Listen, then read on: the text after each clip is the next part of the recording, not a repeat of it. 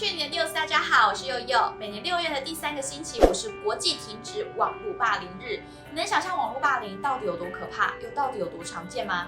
根据科技部的调查，台湾有1/6的青少年曾经在网络上被霸凌，而1/4的人曾经看过别人在网络上被别人霸凌。另外，美国在2020年的调查当中，疫情使网络霸凌现象增加70%。而今天节目当中，我们邀请到曾经遭受到网络霸凌的 YouTuber， 和我们分享他的心路历程之外，也请了心理专家来告诉大家，到底加害者是怎么想的，受害者又该如何自救。如果你也曾经经历过这些，欢迎你们留言或到粉专私讯告诉我们。这就是你们所谓的正义？那我将化为地狱的业火，将这个地方燃烧殆尽。我要他们永远记得，他们曾经用笔片去杀死一个女孩子。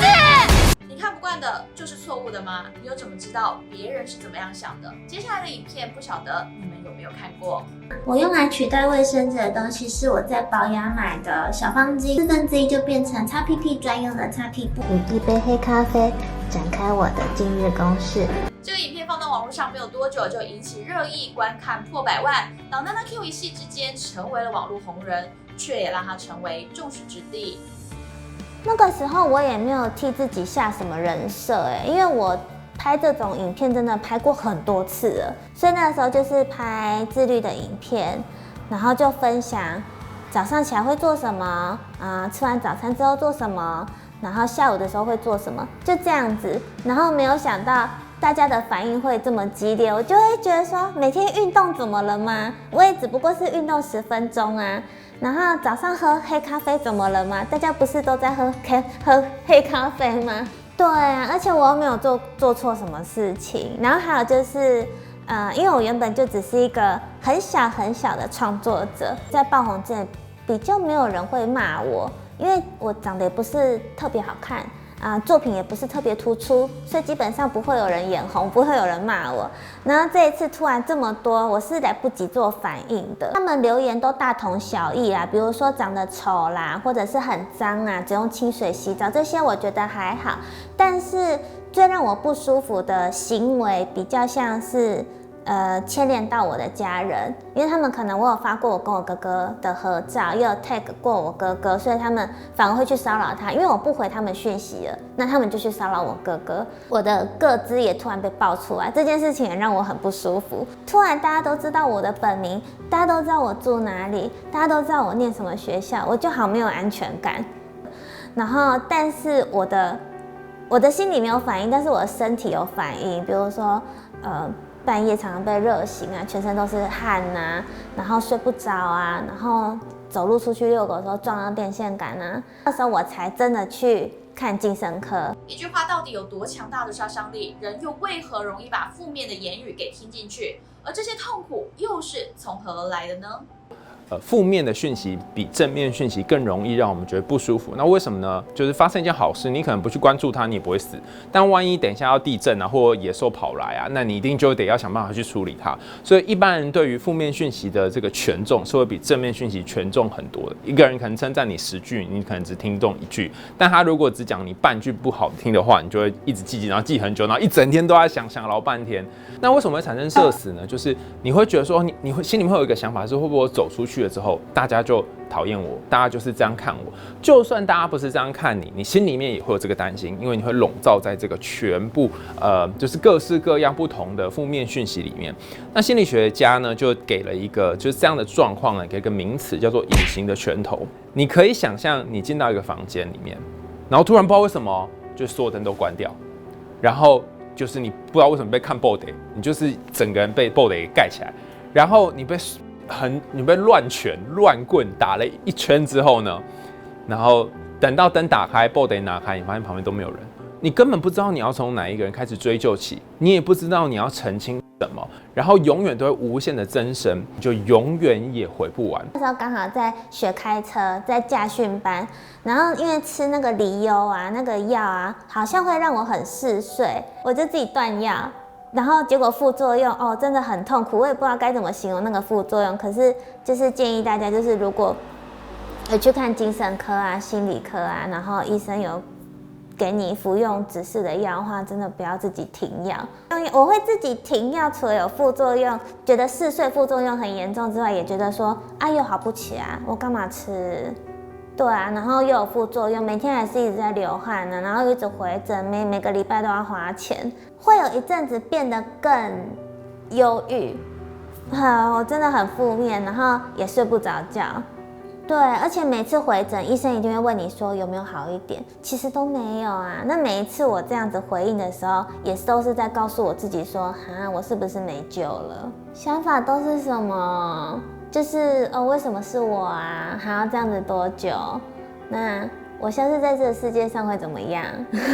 所以那时候我姐姐几乎每天都会打电话给我，确认我人还在吗？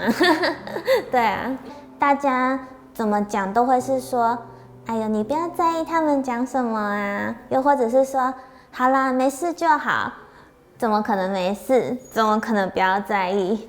就那时候我一直想要站起来，然后那个时候我就不想要靠药物，我就自己找很多方式啊，比如说翻人类图啊，找到自己的人生意义、人生价值啊，又或者是每天滑那个星座运势啊，照三餐帮自己的心情打星星啊，观察啊，然后还有什么算命啊、塔罗啊、紫微啊，各种能够了解自己，能够让自己心情变好的那些信仰，我都试过。到底要怎么样好起来？自己的努力没有立即的效果，迫切想要站起来的想法，这让娜娜 Q 更加痛苦，连家人朋友的陪伴都温暖不了她。直到她看到了网络上的留言，发现同样是陌生人，有那些伤害的人，也有很多喜欢她、支持她的人，这让她重新找到自己人生的方向，也让她慢慢代谢掉负面的讯息。我好像要送大家礼物，我就问大家说，请留言告诉我娜娜 Q 存在的价值是什么，我就抽奖。然后反正我隔天早上睡醒，就好多人留言哦，然后他们就跟我说，你的存在让我知道，原来人还可以用另外一种方式活着。然后他还有跟我说，我替他们的生命带来另外一种可能。看了我就哭了，就好感动哦。然后我就把我最有感觉都写下来，然后我现在写下的那一篇啊，我还要把它做成电子档。我现在心情不好的时候，我就会把那打开来看。